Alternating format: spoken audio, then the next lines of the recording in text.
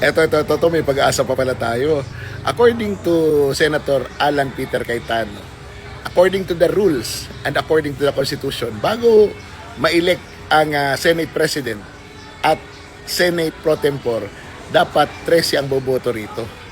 Meaning the majority of all the members of the Senate. 24 ang senador, dapat 13 pala. Yon! Isa yon sa legalidad na sinasabi niya na ang ginawa kanina ay isang paglalapastangan sa konstitusyon. Parang binabaliwala na ng Malacanang ang konstitusyon para lang hindi makapag-hearing ang Blue Ribbon Committee. So, ibig sabihin, legal pa ang Blue Ribbon Committee natin at pwede pa silang mag-hearing bukas. Kaya lang, ang purpose ng pag-elect ng Pro Tempore kanina ay para makontrol nila ang premises ng Senado, para hindi makapasok yung mga senador na member ng Blue Ribbon at para hindi makapag-hearing. Yun yung purpose nun. Isang mainit na pagbati sa lahat ng ating mga kababayan. Napaka-importanting pagtatalakay ang gagawin po natin ngayon. Hiningi po na makinig po tayong lahat, mga kababayan sa Luzon, Visayas, Mindanao, lalong-lalo po ang ating mga OFW. Umpisahan ko po na kahit gaano kabigat ng problema, tayo'y parating magpapasalamat sa Panginoon. God is sovereign, He is in control. Man creates the crisis, but God gives the solution. The last few weeks, there was a man-made crisis by the minority in cooperation with some people in the administration, by them trying to undermine the leadership of the Senate at pinapalabas na magulo ang Senado. Pero mas mabigat po ang usapin natin ngayon. Bakit po? Dahil may tanong po tayo. Una, has Philippine democracy died again? Pangalawang tanong, binasura po ba ang Philippine Constitution? Bakit po ito tinatanong? Simple po, ang nakalagay sa konstitusyon ng Pilipinas, pwedeng mag-conduct ng business ang Senado by a majority of all its members. Ang majority po ng 24 ay 13 po. 13 po ang numero. Yung sinasabi po nilang kaso, yung po ay ibang-iba. Nag-adjourn po kami nung nag-walk out sila. So that means they have to call the roll at kailangan 13. Yung binabanggit nilang kaso po, inahamon ko lahat ng abogado. It is not applicable kasi doon po tuloy-tuloy yung sesyon. Tinigil tapos sinabing may continuing quorum po sila. Tayo po, malinaw na malinaw sa records, ay nag-adjourn last Tuesday at sinabi na tayo ay muling magre-resume ng alas 5 nung Lunes. So, what is the point of going through this? The question we have to ask ourselves is that, is the Constitution but a piece of paper to this administration? Has the judiciary ceased to function? Wala na bang Senado? Yun na po ba ang pananaw ng ating administrasyon?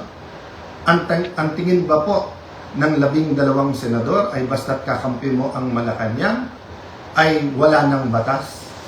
Kung titingnan niyo po ang Rule 1 and 2 ng Senado, na ayon to sa Philippine Constitution, para i-elect ang Senate President at ang Senate President Pro Tem or Pro Tempore, ay kailangan po 13. So, paano po nila alisin si Senator Loren Legarda kung 12 lang po sila? At mapapakita po sa inyo na gusto nilang i-control ang premises ng Senado at gusto po nilang hindi mag-hearing ang Blue Ribbon Committee bukas sapagkat ay binasa po nilang rule para magkaroon po ng acting Senate President. Kailan po ba pwede magkaroon ng acting Senate President? Babasahin ko po sa inyong rule.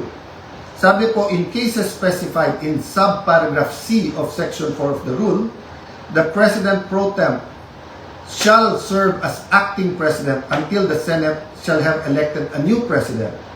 Hindi po sila maka-elect ng new President dahil wala po silang 13. Ulitin ko po, pag may 13 po sila, ako pa mag-o-oath sa kanila. Bibilisan ko po na ibibigay sa kanila. Wala po silang 13.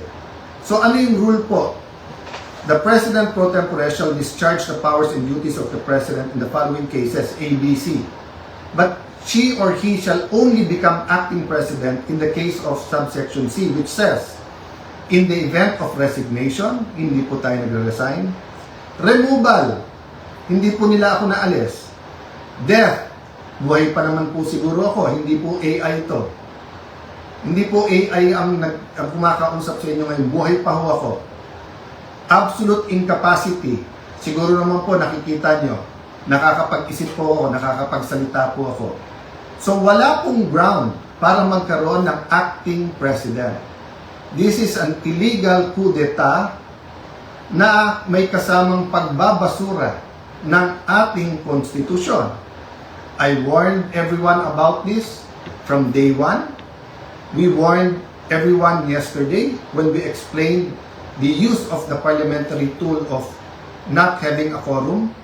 And kaninang tanghali, habang kausap ko po si Senator Marcoleta, I asked everyone, please pray, kasi at that time, balita po namin na nag-step up sila sa pagsasabing wala na yung kaso nyo, sumama lang kayo or pumunta lang kayo ng session hall. I even got a text yesterday, pumunta lang daw ako or si Senator Loren para nga at least mag-open and close. Nangyayari po minsan yan, that's a longer story. Pero naramdaman ko na po kahapon na baka may isang dumating, so 12 plus 1 equals 13. So 12 pa rin po ngayon, ay pang-11 pa rin po. Dahil sa ating konstitusyon, sa ating rules of the Senate, kailangan pong 13. Hindi po kami nagpipilit sa kapangyarihan. I can go as Senate President, even as Senator anytime. Hindi po ba ako lang ang katangi-tangi sa mga matataas na opisyal na nung nangyari yung flood control scam ay nagsabi, ba't hindi na lang tayo lahat mag-resign? Bakit po ngayon, after asking me to resign yesterday, illegal po. Actually po, hindi nila ako tinanggal. Naglagay ng acting. Senator Win, Lucian, ingat kayo dyan. You're playing around with fire. This is not just about the Senate. This is about the Philippine Constitution. Mga kababayan, sabi nila, ginawa nila to kasi naipit ang trabaho. Wala naman po silang ginawa ngayon. Kung hindi baguhin ang mga committee para walang Blue Ribbon committee hearing bukas. Para hindi maimbitahan ang 18 Marines. Pinalitan nila ang presiding officer. Bakit po? Nagpakita po ba ako ng kahit anong partiality sa conduct or pag-usog ng impeachment court? Alam niyo po, madidelay po ang impeachment sapagkat pag pinalitan ang rules ay kailangan pa ho na magkaroon ng publication. So pati po ang ating mga arrangement ngayon magbabago. Bukod pa ho doon, pwede mag-motion for reconsideration kung legal. Ang problema, illegal po ang sesyon kanina. So this is their answer to the crisis they made. From May 11 till now, crisis after crisis, pinapasok yung NBI noong May 11, binaboy din tayo noong May 13, pagkatapos issue after an issue, at ngayon naman po, instead of a simple adjournment sine die, kung saan meron tayong isang buwan na magtrabaho mga committee, pagkatapos uumpisa na natin ang impeachment, they're going to bring the Senate and the country into a political crisis. Ako'y nakikiusap sa lahat. Correct your mistakes. Wala namang problema because I issued an advisory kanina na nakasine die tayo. The country is already in economic crisis. Hindi lang nararamdaman to ng mga upper class. The world is in crisis because of what's happening in Israel, Iran, US, in what's happening with that conflict. Marami pong naghihirap na, mas maraming maghihirap pa. We need the impeachment to be fair and impartial. We need to investigate the flood control scam in a very impartial way that will be satisfactory to all our people. And we need a functioning Senate, an independent Senate. Huwag niyo po kaming alalahanin mga kababayan, okay po ako. They can try to remove me, they can kill me, but they will not kill the idea of a democratic Philippines led not by men, but by laws, led by the Philippine Constitution. Kung sabi niyo po at natatawa yung iba that the Senate is under attack, 2023 pa lang ho, yung PI, gusto pong amendahan yung Constitution. After magsalita si Senator Aimee, wala daw katotohanan yon. Ngayon po, binasura ang Constitution. Ano ba tingin yung kasunod nito? So mga kababayan, again, God is sovereign. Let's all reflect on this and pray. But tomorrow, tuloy ang hearing ng Blue Ribbon Committee. I am still the legitimate, legal, moral Senate President of the Republic of the Philippines. There is still functioning committees. We have to hear the testimonies. Invited po, pati po yung mga gumawa ng illegal ngayon. You can try to stop us, but you will be stopping the Filipino people. So sa ating mga kababayan who wants to pray or have a prayer vigil sa Senado bukas, pumunta po kayo. Pag hindi po kami pinapasok, de sama-sama na po tayo outside the Kulambo. Ang problema po, pag in-outside nyo the Kulambo, ang mga legitimate leaders ng Senado, para nyo na pong sinabing sinunod nyo po ang Philippine Constitution. Sana naman po, tonight, makapag-isip-isip ang mga gumagawa nito. Again, sincerely po, we pray for all of our leaders and we tell everyone here, let's pray for our country and may God bless the Philippines. Praise God for this opportunity na makabati sa inyo ng magandang tanghali. Konting smile sapagkat medyo mabigat ang haharapin natin today at mga susunod na araw. Bakit po? Talagang lahat ay ginagawa para hindi matuloy ang sunod-sunod na mga hearing kung saan ay ang katotohanan at buong katotohanan ay lalabas. So, may mga lilinawin lang ako, no? Tomorrow, yung Blue Ribbon Committee.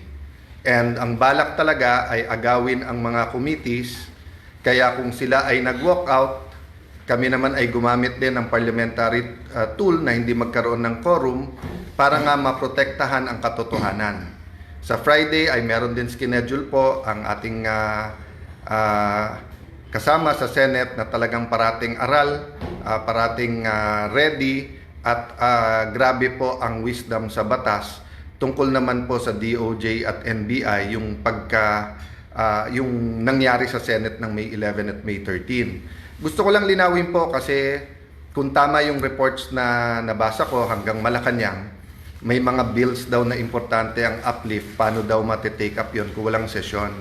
I'd like to confirm that at least twice, pinaabot namin sa Malacanang. Pag ready yung bills nila, anytime kami.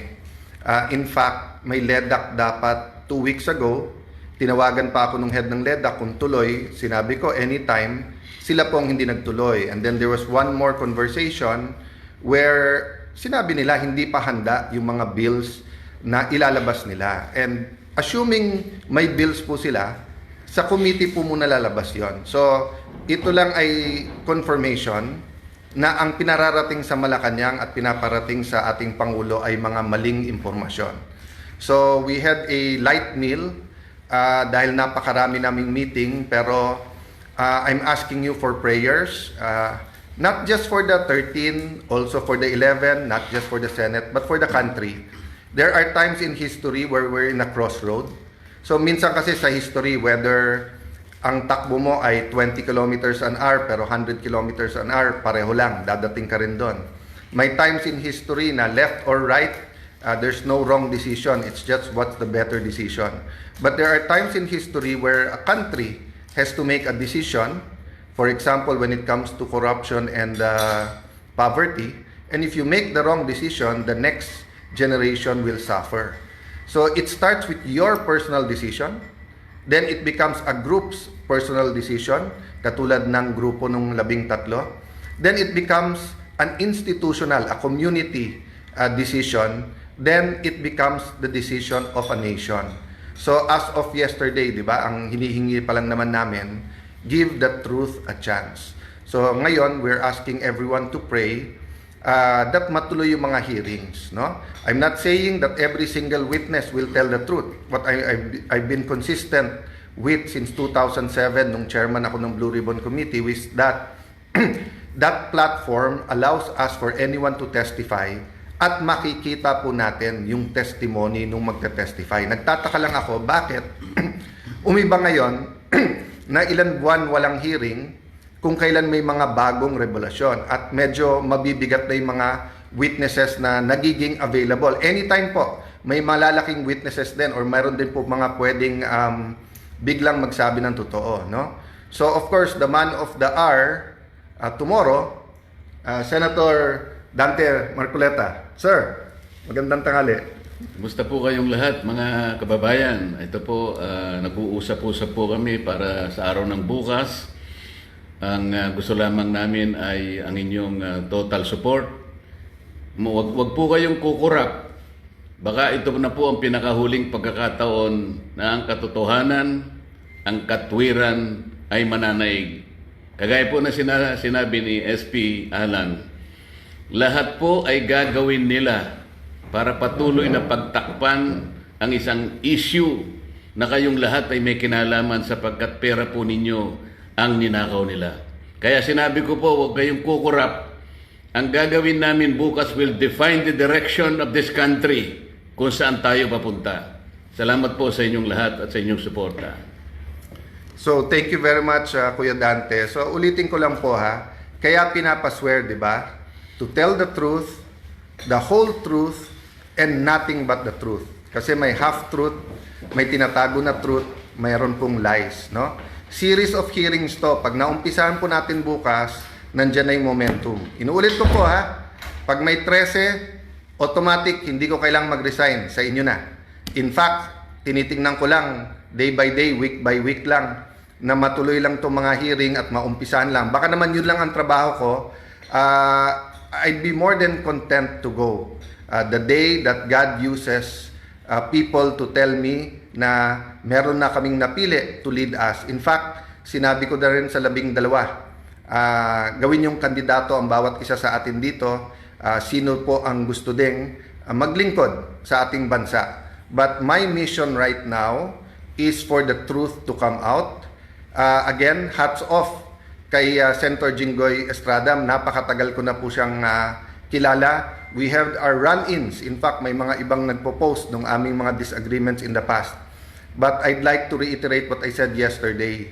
Yung sinabi ni Senator Jinggoy na may ebidensya siya na talagang pinipilit siya lumipat at ang kapalit ay kanyang freedom at walang kaso, that's not hearsay to me because narinig ko mismo yung conversation. And palakas ng palakas yan, yung threat na yan sa iba pa naming mga kasama. So, dun sa 11, maybe some of them have a reason na, mag-ingay, lumaban, i-discredit yung Blue Ribbon kasi especially pagdating dun sa 18 Marines, nabanggit din ang pangalan nila, allegedly nahatiran din ng malay-maleta. Having said that, dun naman sa inyo na mga tinatakot lang kasi I know at least one member na tinakot siya. Kasama na namin siya eh. Actually, nung araw, mas bilib ako sa kanya kaso kay Jinggoy. At sinabi nga niya na sama na, siya pa nga nagko-complain. Pero ngayon, nagsasalita pa laban sa amin. But at the right time, no, we'll talk about that. My point is, we will stay strong, but please pray for us kasi may individual circumstances ang bawat isa and marami kaming hindi kontrolado. Diba? And yung pagdating ng mga witnesses. By the way, gusto ko lang malaman nyo, we also invited the Office of the Ombudsman, the DPWH, and the DBM or the representatives kasi we'll do this very orderly. We'll find out nasaan na ba investigasyon nila, ilan na ba talaga ang ghost at hindi, magkano ba talaga ang involved dito. So ang daming impormasyon na kailangan maging malinaw sa atin lahat. So magandang tanghali po. Please pray for our meetings today. And ulitin ko po ha, we're not praying that God be on our side. We're praying that we be on God's side. And to listen and to hear the prayer, dapat may basis. And the basis is God's Word. And of course, the basis is yung tamang counsel na dun lang tayo sa tama. Hindi pwedeng kasinungalingan. God bless you all. See you soon.